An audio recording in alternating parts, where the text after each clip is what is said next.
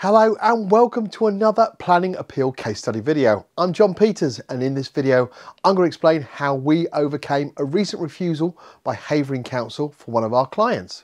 This planning appeal was to overcome the refusal for a retrospective single-storey rear extension that was refused by the local authority Havering Planning Department.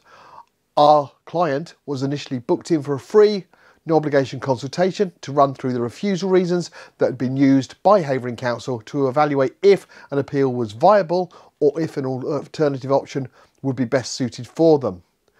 The free no obligation consultation, which took around 30 minutes in this case because it was a retrospective, it needed a little bit more looking into, found that this case was viable for appeal to the Planning Inspectorate, taking the decision process away from Havering Council Planning Department.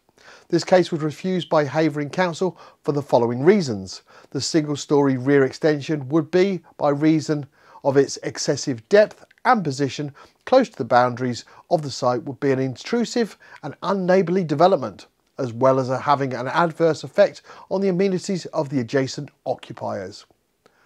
We get to see a lot of planning refusals, and this one is very light on refusal.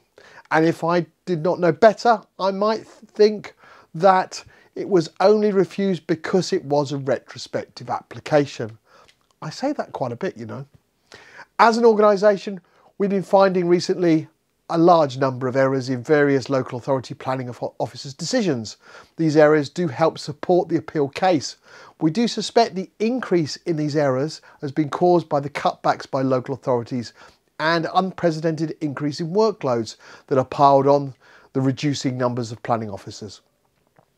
Many of you are repeatedly stating that they've had little or no correspondence throughout the application process, and the first thing they knew was receiving the refusal notice from the council, and in some cases when you receive a letter from ourselves. With planning appeals, experience matters. Our specialist team, who handle over 2.5% of all planning appeals in England and Wales that are currently produced and submitted to the Planning Inspectorate, start by producing a comprehensive and robust appeal statement that is specific to the case in hand. And this one, it covered 18 pages. It was just over 4,700 words. It's important to detail in the appeal statement where the local authority failed in their assessment of the case and how and where possible both local and national policies apply in favour of the appeal. Additionally, if possible, bringing in similar cases that the Planning Inspectorate found in favour of the appeal. Obviously, with the back catalogue, we have our wins and we are able to use these cases and what the inspector said in them as additional argument to support the case we're working on. Recently, we had a client state that a competitor had said to them that they use our wins to help them produce their appeals. I suppose that's a bit of a compliment to our team, but obviously with that method, it does only give them an underlying knowledge to be able to argue what's in front of them, not the specific case in hand. It is important to know that no two cases are the same, and the arguments need to be produced for the specific case in hand.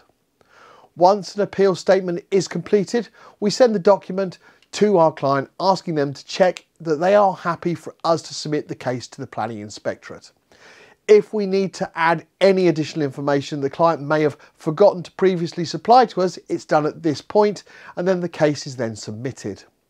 It is vitally important that all documents and responses are submitted on time throughout the process, as failure to do so will result in the appeal not being successful, something we hear about often when people attempt an appeal for the first time.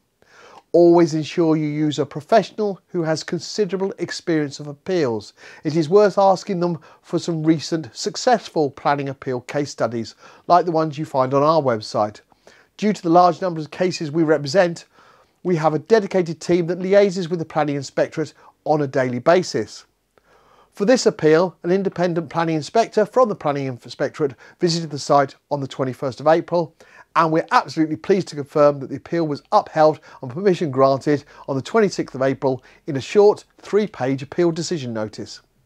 If you'd like to find out if we can help you with your planning appeal, Complete our online form on our website www.planningappealsuk.com, and our UK support team will arrange for a free, no obligation consultation with one of our planning appeal assessment professionals.